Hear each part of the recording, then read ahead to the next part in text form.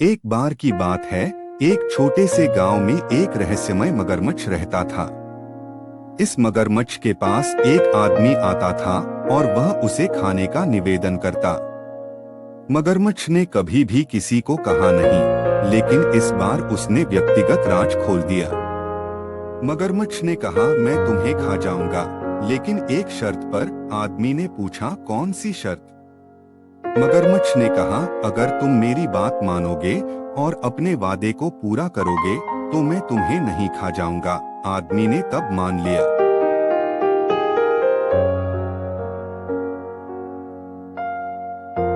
मगरमच्छ ने कहा, तुम्हारे दिल की प्रतिक्रिया जितनी बार मुझे याद की जाएगी उतनी देर तक मैं तुम्हें नहीं खाऊंगा। आदमी ने अजीब सी शर्त को मान लिया। कुछ समय बाद वह आदमी अपने दोस्त के साथ एक अन्य दिन हंसते मुस्कुराते गांव में आया। वहां वे एक नदी के किनारे चले गए। एक बार जब वे नदी के पानी में नहा रहे थे, तब आदमी का दोस्त उसे पानी में धकेल दिया। उसका दोस्त हंसते हुए वहां से चला गया, छोड़कर उसे मरने के लिए। अब आदमी को बचने का कोई उपाय नहीं था, लेकिन उसका दिल उस मगरमच्छ की शर्त को याद करता था।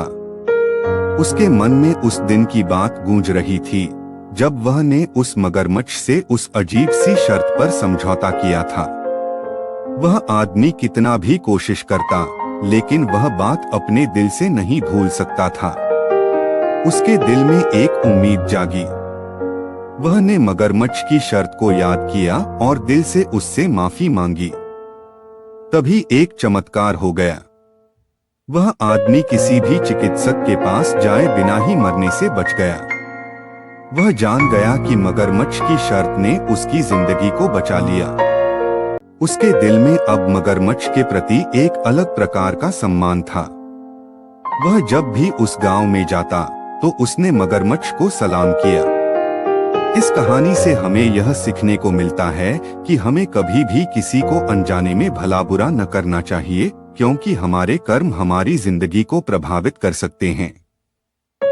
और इसके साथ ही हमें यह भी याद रखना चाहिए कि कभी-कभी अनोखी शर्तों पर समझौता करने से हमारे जीवन में आश्चर्यकर बदलाव आ सकता है।